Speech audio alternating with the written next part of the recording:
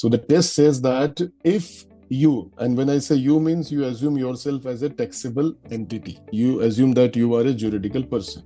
So easy to relate. So if you have invested in a foreign company and that foreign company in turn has invested in various assets, whether equity or other types of assets. Now, wherever it has invested, if the composition of those assets where it has invested, 50% or more should qualify all this test individually, like minimum ownership, holding period, 9% corporate tax, entitlement to profit and liquidation proceeds, then this asset composition test is fulfilled. If 50% or more is non-qualifying investments of that company, that foreign company, then you are not meeting the asset composition test.